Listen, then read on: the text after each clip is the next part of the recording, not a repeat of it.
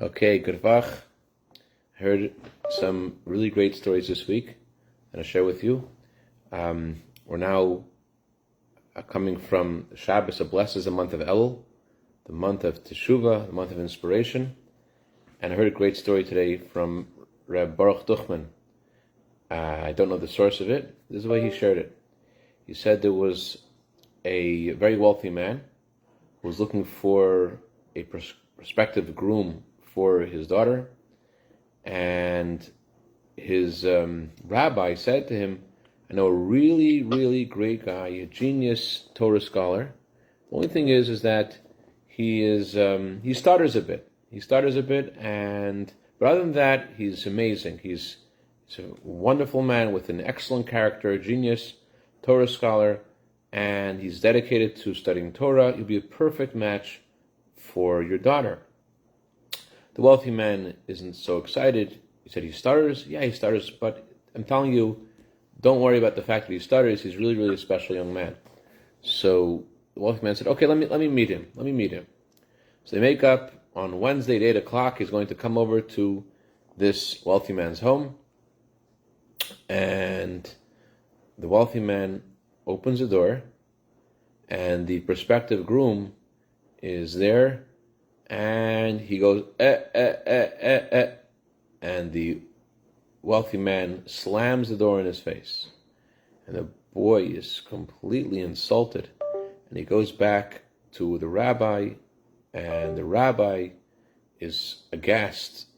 He had told the guy how this boy stutters, and why is he all of a sudden pretending he didn't know about this? Why did he shut the door in the boy's face? It's so unfair. So he told this wealthy man as much. Like, what were you thinking? I told you the boy stutters. The man said, listen, Rabbi, you told me he's very smart. So if he was going to stutter, he should have started saying his introduction before he knocked on the door, and he would have gone through the and finally, when he knocks on the door, he'll be able to say his name. The fact he knocked on the door, and he knew he was going to stutter anyways. So why didn't he just start trying to say his name before? And by the time he would knock on the door, I would open the door, he would be able to say his name. He chose to begin saying his name later. So he knew he was going to stutter. He should have started earlier. So in similar way, we know that the month of Elul is about to arrive. We know it's going to hit us. We're going to say at some point, Ani ladodi, I am to my beloved. And we're going to try to inspire ourselves to be on a whole different level. As the word Elul is an acronym for the words Ashiru la Hashem v'yimu lemar. It's an acronym for the words I sing to Hashem about the redemption from Egypt, and about the future redemption through Mashiach. So it's a month of complete, total redemption, to be on a whole different level than we were before. So why should we start later? We know we're going to ek and beck and not go all the way until we get caught, until we get inspired. Let's start early. Let's start early. That was the theme that he shared, which I think is very in sync with the stories I want to share tonight, which also echo this idea of the majesty of the neshama, of the soul, and how in ways that are beyond human imagination, the neshama's bond with Hashem always surfaces.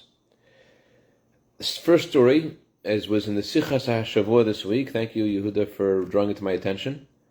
There was a man named Rabbi Daman who would visit the Belzer synagogue in Belgium. He would go there often, every Sunday, and he shared with another man who was a goldsmith by profession that he has a good story about a talus. So this Rabbi David Daman, we want to know the story, and finally the time came and he was going to share the story. So tell me the story. Yes, you have a story about a talus. Tell me your story. So this is what this man who goes by Jackie, his name is Jacob Zismalch, or something like that I could be forgiven mispronouncing his name, something like that. So Jackie, shares with Rabbi Daman his story. He said he grew up in the place called Canoka Heights, some place in Belgium, but more of a resort kind of town. And he is sitting together with a friend. And while they're sitting together, there's a guy who passes by driving a bike. And his friend says, that man driving the bike, he's actually Jewish. But funny thing is, he just discovered he's Jewish. Who was the guy driving the bike? Guy driving the bike, his name was Jean-Claude Sintabin. It's a true story. The story is printed in the Sichat HaShavua with pictures, with names. It's a story which when I heard it, I didn't believe it. It sounded too fantastic, but it's a true story. So Jean-Claude Sintabin is driving on the bike past Jackie and his friend, and Jackie's friend said, he just discovered he's Jewish. What was the story? Jean was summoned by his mother on her deathbed, and his mother said, Jack, it's a story from the movies. She says, go into the attic, there's a chest there, I want you to open the chest. Okay. He goes to the attic, and in this chest, there's only two things. There's this cloak and a book. And he goes back to his mom, what's this? And his mother said that at the end of World War II, she said to Jean, I found you by a train station in the garbage with wrapped in this talus, wrapped in this Jewish cloak. You're Jewish. This is a Jewish thing. This is a thing Jewish people wear. This is a Jewish prayer book, and you are Jewish. That's what his mother said on her deathbed. It's all we found with you. You're Jewish. We found you with this talit. We found you with this prayer book. You're a Jew. So he was a very wealthy man. He was married to a non-Jewish woman, and he was very touched by this discovery, and he kept in touch with Jackie, and Jackie encouraged him to explore his Jewishness, to learn more about his Jewishness. But this was to the chagrin of Jean-Claude Sintabin's wife, Mrs. Sintabin, who she, as not being Jewish, was very, very unnerved by all this Jewish talk. So whenever Jackie came over, and Jackie was telling him about more things about his Judaism, she would interrupt and she would try to stop the conversation. She was very upset about this. So John told Jackie, please, when my wife is here, don't talk about this. She gets nervous about this. Jackie, when he discovered he was Jewish, he felt this talus was like an amulet. It was a protective shield. And he, this grown man, elderly man, would walk around everywhere with his talus. He felt this talus is what protects him. And he really was excited about his Jewishness. One day, he calls up, it was Saturday night, and Jackie sees on his phone that John had tried to reach him a couple of times. He calls him up, and he's all upset. He's crying. He says, you won't believe what you did to me. What'd she do? His wife had taken away his talus. She disappeared with his talus, and he was so upset. He said, the doctors have discovered in me, I forgot to mention, he knew already before that he had a terminal illness. He had a terminal illness, and he didn't have that much time. But by the time when she took his talus, he was so upset. And he said, I want to stay alive until Friday. Because on Thursday, I'm going to have people come to my home, lawyers, to remirth my will and to delete my wife from the will. She took my talus. How could she take away my talus? So Jackie says, listen, I'm going to come over. I'm going to bring you my talus and a pair of tefillin. I want you to put on tefillin. And he comes over and he puts on tefillin with him and he gives him his talus. And he's very appreciative. And as John predicted, that Thursday people came and they remirthed the will, and he passed away on Friday. And he took his wife out of the will. He was very wealthy, and actually Jackie asked John, "What's your plan for your burial?" He said, "I want to get cremated."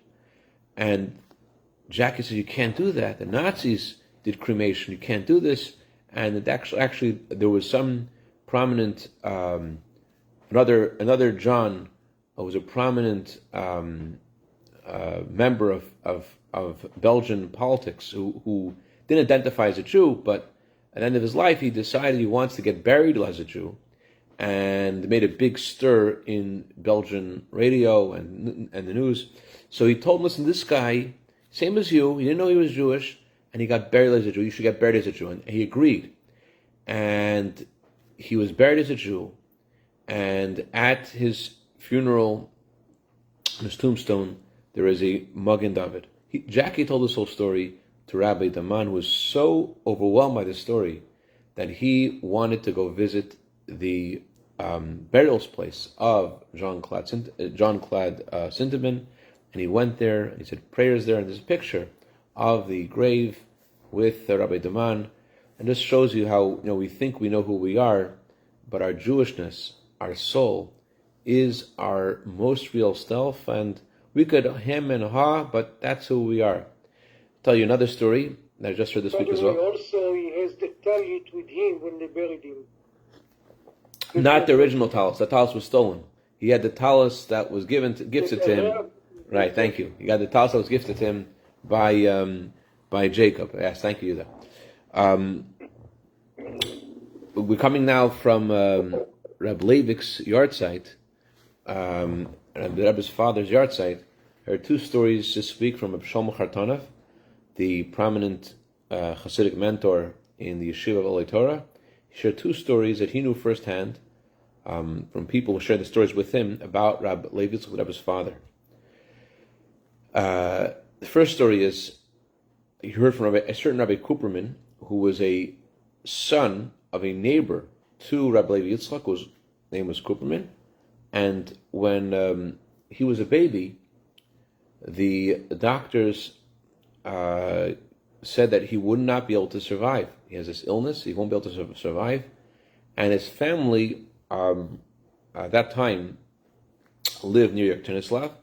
And so this man's grandfather, the father of the man who shared the story, went to Rabbi Levi Yitzchak and asked Rabbi Levi Yitzchak to live near Yertenislav. He went to Rabbi Levi Yitzchak to ask Rabbi Levi Yitzchak for a bracha for his son, who the doctor said with his illness he won't be able to survive.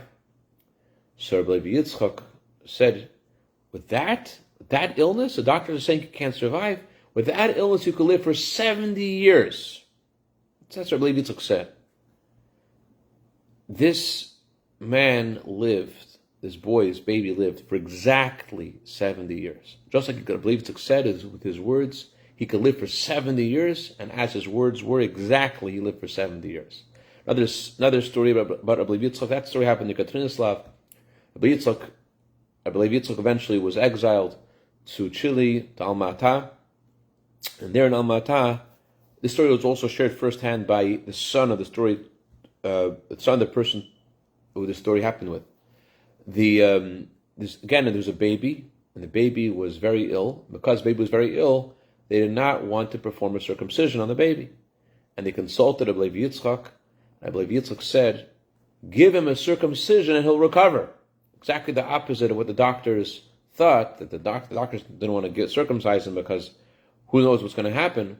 Rabbi Levi Yitzchak said the exact opposite. If you'll circumcise him, he will recover.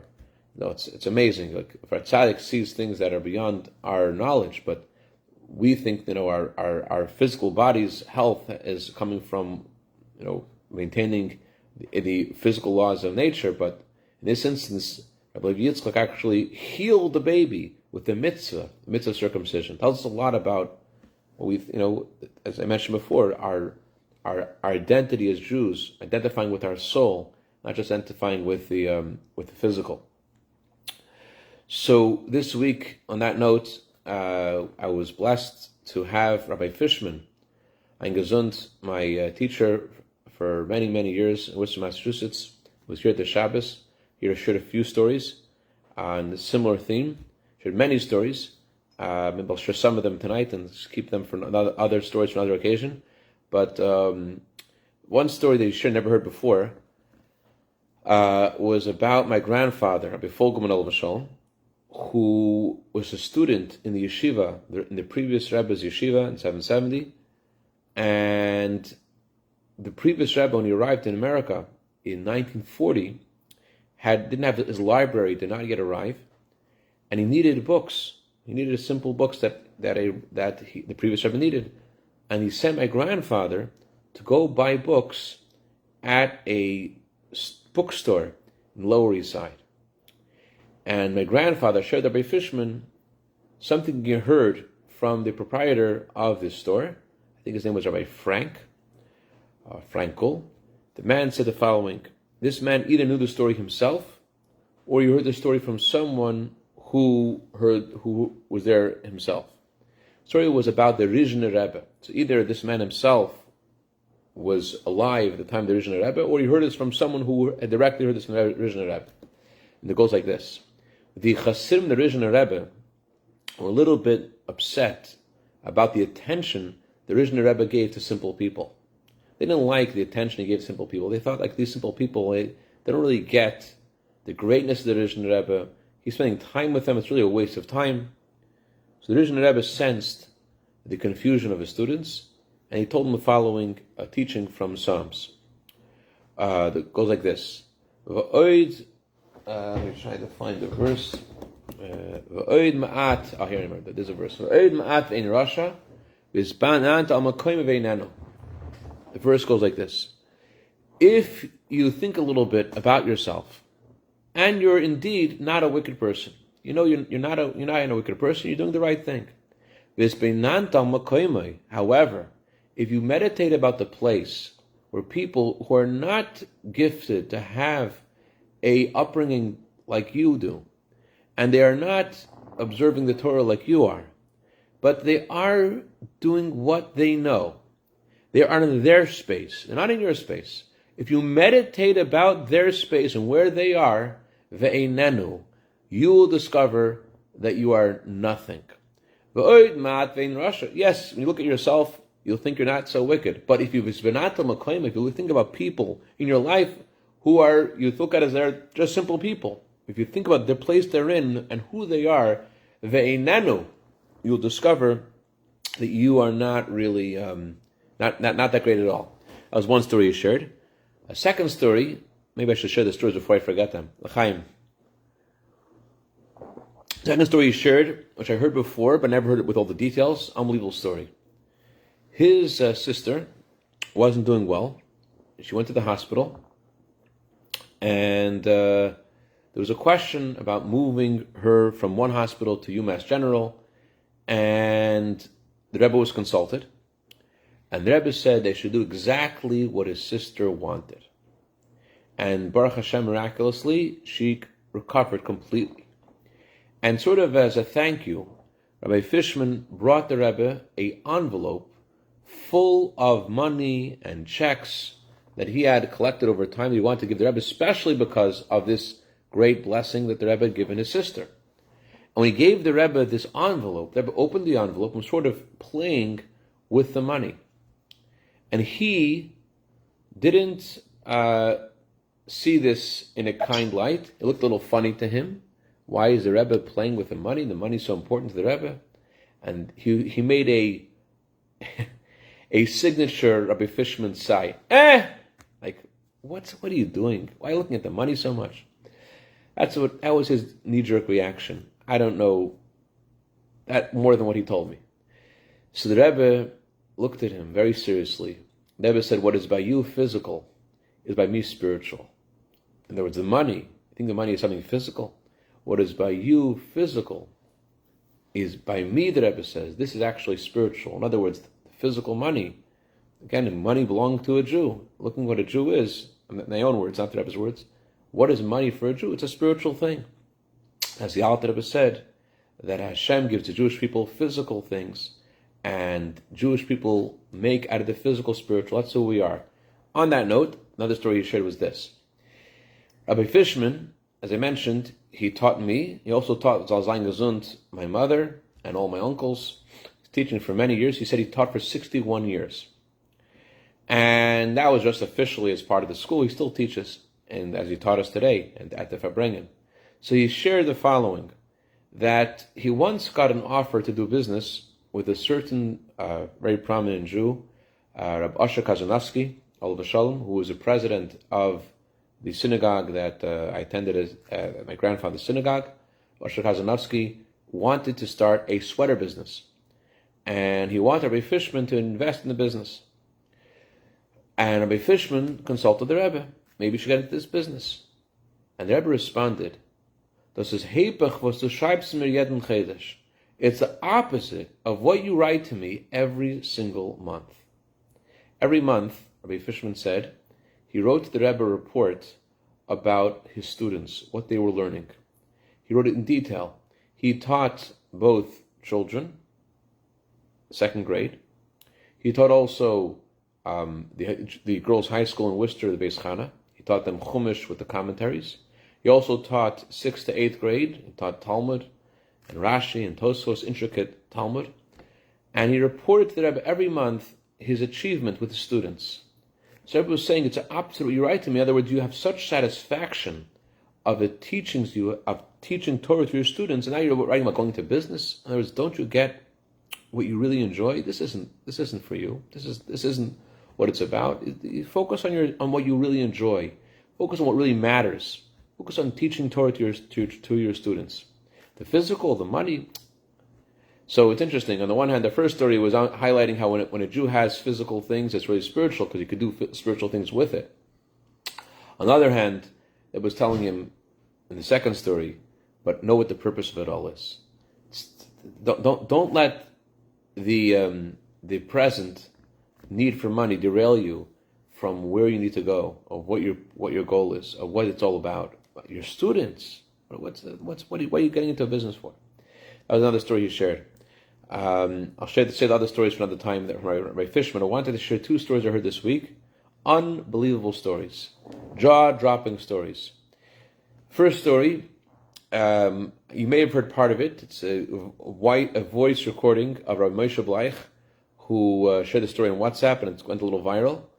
So Rabbi Moshe Levin, he's a Rebbe's emissary in Wellesley, Massachusetts. He didn't share the first part of the story, which I heard from him 25 years ago. The story is this. Rabbi Moshe Levin, he comes from Stolin and Chassidim, Karlin Stolin. And as many Jews, whether they were originally from Chabad or not, they would come to the Rebbe to receive blessing from the Rebbe. Especially, many people came to the Rebbe after a holiday, when the Rebbe would give out wine from his holy cup that he had said the grace after meals on, Cashapp bracha. People would come from all over for hours and hours and hours, till wee hours of the morning. They will distribute wine. And Rabbi Moshe Levin came with a group of friends to see the Rebbe, to get a blessing from the Rebbe. When his friend, who was in front of him, came by the Rebbe said to his friend, "Put out your right hand." According to Torah, the right hand has prominence. If you're a righty, if you're left hand, your left hand is considered like your right hand, and your left hand has prominence. But either way, the Rebbe said to him, "You should put out your right hand." Problem was, this guy was somewhat paralyzed in his right hand, and he couldn't put his right hand out. But the Rebbe repeated again, "Put out your right hand." And as I repeated it, I think it was the 3rd time, he finally, miraculously, put out his right hand. Everyone around was so annoyed, why is this guy taking up his time? But he just couldn't move his hand. But the Rebbe said those words, and the man put out his right hand, and he recovered. And that was something that touched Rabbi Bleich so much, that inspired him to learn more about the Rebbe and the Rebbe's teachings, until he became an emissary of the Rebbe. And not only is he an emissary of the Rebbe, but his son is also an emissary of the Rebbe. That's part 1 of the story that he shared 25 years ago to me. Part 2, this past week, he found a picture of the Rebbe where he and his father are going by the Rebbe to receive $1 from the Rebbe. He comes by, and so he found this picture, and it was a remarkable thing that he didn't know that his father had taken it to the Rebbe at that time. And he was excited about it, and he wanted to get the video of that occasion. and he actually obtained the video.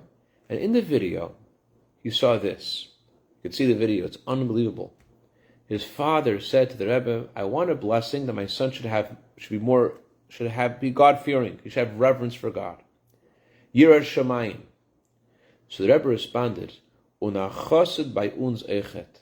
He should also be a chassid by us. In other words, he should also become a Chabad chassid. And as the Rebbe said those words, the Rebbe said the words and took however long it took, but that's what happened. He became a Chabad chassid, a shliach, an emissary of the Rebbe, and that's what happened to his son. The Rebbe says a word, and the Rebbe's words are the truth. Which leads us to a feature story. L'chaim Rach. I heard the story from my Mendel Shapiro, heard the story from my cousin, Rabbi Chaim Drizin of Crown Heights. Rabbi Chaim Drizin visited the Rebbe's Ohel. It's a fresh story. At least for me it is. Maybe you've heard it before. He visited the Rebbe's Ohel. It was in the wee hours in the morning.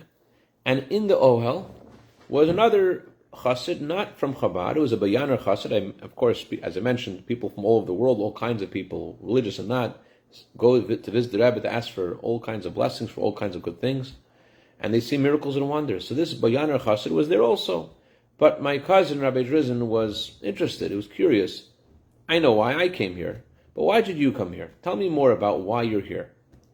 So this Bayaner chassid told him the following story. There was a man in Montreal in the early 60s named Rabbi Zusha Zurkent. His siblings and he were from a certain group called the Malachim, a certain kind of chassidus, a certain kind of way of serving of Hashem. And his wife was a Bayaner chassid. She came from a Bayaner chassidim. But he was killed in a tragic car accident. And his father-in-law came to see the Rebbe. His father-in-law was a Bayaner chassid. And he came to see the Rebbe to ask for a blessing, especially for his daughter, who was now a young widow. And he was very concerned about her ever getting married again. And he said to the Rebbe, "What's going to happen to my daughter?" And the Rebbe said, "Don't worry, daigenisht. The chassan is da, the groom is here." So it's very strong words, very encouraging words. And sure enough, she did get married. But who did she get married to? She got married to a man named Stephen Hill. Stephen Hill was I don't know if the word is director or producer, of a TV show called Mission Impossible. In the first year that this was on the air, this TV show, he directed the show, and he wasn't religious at all. And he had visited the Rebbe the same night that Mrs. Zurkent's father did. And when the Rebbe said the chassan is here, it wasn't only figuratively true that she'll find the chassan soon. It was literally true. It was physically true. Her groom-to-be was there in the Rebbe's synagogue that night, waiting to see the Rebbe as well. And so this Bayaner chassid told my cousin, that was my father. My father, I'm the ninth of 9 children. That Stephen Hill, who became fully observant, he was my father, and this man told my cousin, I'm the 9th of his children. One of his children is a little famous. You may have heard of him. His name is Rabbi Hill. He does stories for children all over. He makes Torah tapes, and so the Rebbe said the words, the chassan is here. The chassan is here, and it was not just figurative, it was literally true, and that's who she married. So the point is that the chassan is here. The chassan is Hashem. Jewish people are compared to the bride, and God is compared to the groom. And the groom is ready for us. We're beginning the month of El this week, waiting for us to, the king is in the field, waiting for us to come, and he's waiting to redeem us and bring us to Eretz Yisrael with Mashiach, and waiting for us to be ready to that last good thought, last good word, last good action that will tip the scale and bring Mashiach. You have to know it's It's here. As we read in today's Torah portion, God said, look, I'm giving you today a blessing. You hear God's words, it's very dramatic. It's like, look, wake up. It's real, it's happening. It reminds me of Rabbi Fishman when I was in his class. He would say, Maris! That was his word of affection for me. Maris, wake up. And similarly, God's saying to us, look, wake up. I'm giving you today a blessing. Hashem is announcing through his prophets that we are going to receive a blessing. The coming of Mashiach, the true and complete Geula, it's really happening. It's not just one day. It's happening today. The true and complete redemption with Mashiach, it's happening. This is what's going on. The chassan is here, just like in the story. L'chaim, l'chaim, v'afreilich havach, afreilich hachedesh, agud kechedesh, v'chsivich simatev shanteim musukah. It should be really good and really sweet, and we should see it happen tonight. Mamish, take me mamish. L'chaim, l'chaim, good vach.